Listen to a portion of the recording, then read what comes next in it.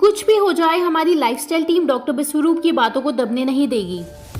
हाल ही में डॉक्टर बिस्वरूप का YouTube channel delete हो गया था, ये आप सबको पता ही है। तो हमने भी एक नया यूट्यूब चैनल बनाया है जहाँ पे डॉक्टर बिस्वरूप की सारी लेटेस्ट वीडियोस आपको मिलेगी और लिंक हमने डिस्क्रिप्शन बॉक्स में डाल दिया है।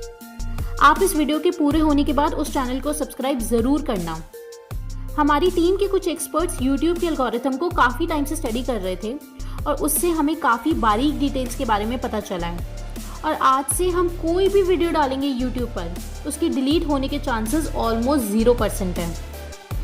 दोस्तों, आज की वीडियो और अगली वीडियो से हम डॉक्टर बिस्वरूप को सिर्फ RED यानी कि रेड कहकर बुलाएंगे, क्योंकि यूट्यूब एल्गोरिथम की हज़ारों में से ये एक ट्रिक होती है कि वो ऑटोमेटिकली आपके वॉइस ओवर को ट्रांसक्रिप्ट में कन्वर्ट करके उसे रीड कर लेता है और वो टैग्स और वॉइस ओवर जिन जिन वीडियोस में रिपीट हो रहे होते हैं उन वीडियोस के डिलीट होने के चांसेस बढ़ जाते हैं। हमारी यही कोशिश है कि रेड का ज्ञान आप सब तक पहुंचा पाएँ और हम जो मेहनत से ये वीडियोस बना रहे हैं वो सब तक ज़रूर पहुंचे।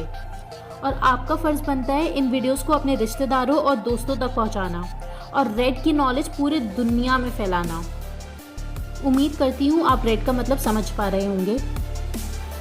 हम सबकी जिससे लड़ाई है वो बहुत पावरफुल है। FDA, bill and Melinda Gates foundation, WHO और कुछ ऐसी ताकतें जिनका एग्जैक्ट नाम किसी को नहीं पता, जिनके आगे WHO भी फीकी है।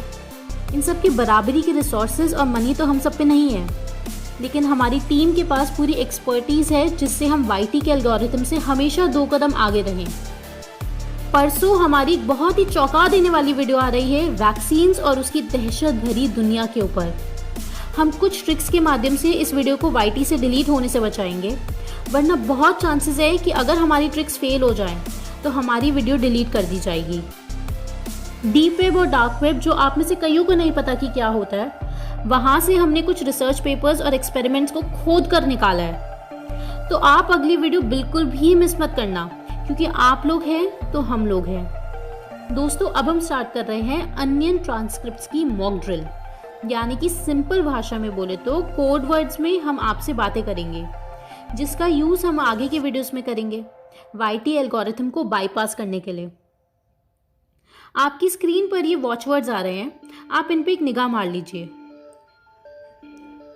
रेड की पहले जिल से इतनी सारी वीडियोस डिलीट हुई, उसके बाद रेड का FB पेज और अब रेड का जिल्स चैनल डिलीट हुआ, क्योंकि वो इस तारीख को बहुत इंपॉर्टेंट वीडियो लाने वाले थे जिसमें वो इस प्रोग्राम को लॉन्च करने वाले थे अपने इस कवर को हराने की जंग में। उम्मीद करती हूँ आपने इस तारीख की वीडियो और इस तारीख की वीडियो ज़रूर देखी होगी। और लास्ट में आपसे ये बात कहना चाहती हूँ कि आप लोग अपने लेवल पर पूरे एफर्ट्स जारी रखें और पूरी लाइफस्टाइल टीम रेड के साथ है। हम अपनी जी जान लगा देंगे, लेकिन रेड की बातों को दबने नहीं देंगे। तो मॉक ड्रिल यही ख़त्म होती है। अब हम अपने सब्सक्राइबर्स के कुछ सवालों के जवाब देने की कोशिश करते हैं। अगर आप लोगों के भी कुछ सवाल हैं तो आप ये सेक्शन ज़रूर देखिए, हो सकता है आपके सवालों के भी जवाब यहीं मिल जाए। और अगर नहीं मिलते तो आप कमेंट सेक्शन में पूछिए, अगली वीडियो में हम आपके सवालों को कवर करने की कोशिश करेंगे। हमसे जो सबसे ज़्यादा सवाल पूछा जाता है वो है डायबिटीज़ के विषय में। तो हम आपको ये रिकमेंड करते हैं कि आप डॉक्टर बिस्वरूप की DIP डाइट को फॉलो कीजिए, क्योंकि उन्होंने हज़ारों लोगों को सही किया है इस DIP डाइट से। और इसके साथ ध्यान यानी कि मेडिटेशन ज़रूर कीजिए, इससे आपकी डायबिटीज़ से रिकवरी की गति बहुत ज़्यादा बढ़ जाती है। DIP डाइट तो हो गई आपके शरीर के लिए, अब शरीर के साथ साथ एक बहुत ही ज़रूरी चीज़ होती है आपके मन और हृदय से नकारात्मक यादें हटाना कि एक ज़माने में आपको डायबिटीज़ थी या फिर आपको डायबिटीज़ है। अपने मन, हृदय और आत्मा की शुद्धि के लिए आप ध्यान की दुनिया में ज़रूर आएं और इससे मिलने वाली शांति और आनंद का स्वाद ज़रूर चखें। आप अगर चाहें तो the only one community diabetes free life programme join कर सकते हैं, या फिर आपके आसपास कोई भी ध्यान केंद्र है वहाँ जा सकते हैं, जैसी आपकी सुविधा हो। दूसरा कमेंट पवन वशिष्ठ जी का है। मैडम, आप सबको ये भी बताएं कि डॉक्टर बिस्वरूप रॉय से अगर कंसल्टेंसी करनी हो तो वो फीस भी लेते हैं। पवन वशिष्ठ जी, सर ने इतनी सारी परेशानियों का इलाज फ्री में बताया, अपना IPF फ्री में बांटा, cancer 4th stage, kidney disease, diabetes, corona virus, आंखें कैसे ठीक करनी है, दिल की बीमारियां, प्रेग्नेंट वुमेन को क्या खाना है, बच्चों को क्या खाना है, बड़ों को क्या खाना है, कब खाना है, कितना खाना है, एटसेट्रा एटसेट्रा। इतना सब कुछ बताकर अगर उन्हें ये शब्द सुनने पड़े कि वो कंसल्टेंसी की फीस लेते हैं, इससे तो बढ़िया ये था कि वो बाकी डॉक्टर्स की तरह हम लोग को कुछ बताते ही नहीं। उनका 5 जून को लॉन्च हुआ NICE प्रोग्राम, जो कि पूरे इंडिया के लिए पूरे तरीके से फ्री है। इसमें बहुत खर्चा आ रहा है। उन्होंने आज तक अपने सपोर्टर्स से, सरकार से चवन्नी तक नहीं मांगी है। उनकी अपनी भी तो फैमिली है और फैमिली के साथ साथ वो पूरे इंडिया का भी ध्यान रखते हैं। तीसरा सवाल जितेंद्र कुमार जी का है, हमारा शरीर बहुत पतला है, उसके लिए क्या करें? जितेंद्र कुमार जी, शरीर पतले होने का मतलब आप इस तरीके से समझिए। पहला, या तो आपके शरीर में मसल्स कम है, या दूसरा आपके शरीर में फैट कम है। जो भी है, आपको अपनी मसल्स ग्रो करनी है, ये बात ध्यान रखिएगा, जिसके लिए आपको नियमित कसरत करनी है। आप पुशअप, स्क्वाट्स इनसे शुरुआत कीजिए और धीरे धीरे कुछ समय बाद अपनी एक्सरसाइज में डंबल्स भी शामिल कीजिए। हो सके तो किसी के गाइडेंस के अंडर करना। और दूसरी बात, डाइट में आपको क्या लेना है?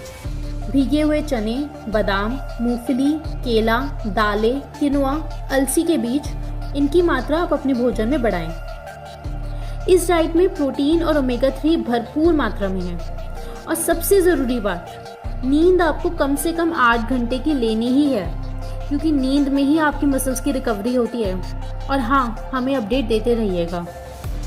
चौथा सवाल काफ़ी लॉजिकल है अमोल जी का, कि अगर हम नॉनवेज नहीं खाएंगे तो चिकन मटन बेचने वाले और उनके परिवार वालों को क्या होगा, यानी कि एम्प्लॉयमेंट अपॉर्चुनिटीज़ घट जाएंगी। पहली बात कि अगर आप जानवर खाएंगे तो जानवर की फैमिली का क्या? और दूसरी बात, एम्प्लॉयमेंट का इशू डेफिनेटली होगा अगर आप नॉनवेज खाना छोड़ेंगे। लेकिन यही तो अब हमें बुद्धि लगानी है कि किस किस तरीके से उन फैमिलीज़ को नए रोज़गार मिल पाए। मटके बनाने वालों के काम फ्रिज के आने के बाद ऑलमोस्ट ख़त्म हो गए, लेकिन इलेक्ट्रिशियन की जॉब्स बढ़ गई। मोबाइल फ़ोन के बाद पोस्टमैन की नौकरी ख़त्म हो गई, लेकिन मोबाइल रिपेयर शॉप्स बढ़ गई। गाड़ियों की इंडस्ट्री में ऑटोमेशन आने के बाद करोड़ों लोगों की जॉब खत्म हो गई, लेकिन साथ में नई नई नौकरी के साधन भी तो बढ़ते गए, जैसे कि स्विगी के एम्प्लॉयज़, ऊबर के एम्प्लॉयज़, एट्सेट्रा एट्सेट्रा। वैसे ही जब नॉनवेज बेचने वालों की नौकरियां खत्म होंगी तो फार्मिंग में नौकरियां बढ़ेंगी। नेक्स्ट कमेंट है सौम्य रंजन जी का। उन्होंने कहा है कि आपने वीडियो में साइंटिफिक फैक्ट्स को यूज़ करके ये बताया कि नॉनवेज खाना बेकार है, लेकिन एंड में आप उसी साइंस की कमियां निकालते हैं। सौम्य रंजन जी, आप बिल्कुल सही जगह पहुंच गए हो। इसका अगला सवाल आपके दिमाग में जो भी उठेगा वो आपको एनलाइटनमेंट की तरफ ही ले जाने वाला है। हम भी यही बात बता रहे हैं कि साइंस खुद को ही गलत साबित करते जा रही है। अब आप ये देखिए, नारियल तेल आपको क्या लगता है कि हेल्दी है कि नहीं है? डेफिनेटली हेल्दी लगता होगा आपको। अब आप द गार्जियन का, जो कि एक बहुत बड़ा न्यूज़पेपर है, उसका 22 अगस्त 2018 का आर्टिकल पढ़िए। उसमें हार्वर्ड के एपिडेमियोलॉजिस्ट और प्रोफेसर कैरन मिशेल्स ने अपनी रिसर्च में बताया कि coconut oil is pure poison. Mustard oil यानी कि सरसों का तेल आपको हेल्दी लगता होगा, लेकिन आपको विश्वास नहीं होगा कि ये ऑयल USA, UK और कनाडा में बैन है फॉर एडिबल कंजम्पशन, यानी कि खाने के लिए। आप टाइम्स ऑफ इंडिया का 10 जून 2012 का ये आर्टिकल पढ़ लीजिए। आप गेहूं को पीसकर बना हुआ आटा और मैदा तो खाते ही होंगे, हम भी खाते हैं, लेकिन बहुत सारी रिसर्चेस ये कहती है कि ये पॉइजनस है, क्योंकि आजकल ये जो GM गेहूं है उसमें ग्लाइडिन नाम का प्रोटीन होता है। एक और उदाहरण लीजिए, आपके HCQ यानी कि हाइड्रोक्सीक्लोरोक्वीन दवाई को ही देख लें। पहले पूरे वर्ल्ड में रिकमेंड कर दिया गया कि कोविड-19 के प्रिवेंशन के लिए हेल्थ केयर वर्कर्स को इसे खिलाना है, और फिर WHO ने खुद ही मना कर दिया। फ्रांस और काफ़ी सारे देशों में ये बैन हो गई। साइंस का मतलब होता है जो चीज़ यूनिवर्सैलिटी के प्रिंसिपल पे खरी उतरे। ये कैसी साइंस है जिसके बलबूते पे फ्रांस तो हाइड्रोक्सीक्लोरोक्वीन को बैन कर रही है और इंडिया HCQ को खिला रही है? अब ऐसे थोड़ी है 2+2 इंडिया में 4 होता है और फ्रांस में 6 होता है। और दूसरी चीज़, जो भी मेडिकल रिसर्च आपके पास आती है वो सिर्फ सर्वेज और स्टडीज़ होते हैं, यानी कि कोई भी दवाई जो बनाई जाती है बड़ी कंपनीज के द्वारा, फिर गरीब देशों में जाके उसे टेस्ट किया जाता है और फिर सर्वे किया जाता है कि कितने लोग बचे और कितने मर गए, और आम जनता मेडिकल रिसर्च के गुणगान करती फिरती है। और लास्ट चीज़ मैं आपको बोलना चाहती हूँ कि मेडिकल रिसर्च का हमें इसलिए रेफरेंस लेना पड़ता है क्योंकि ये शब्द बोले बिना कुछ लोगों की बुद्धि में हमारी और विश्वरूप सर की बातें घुसेगी ही नहीं।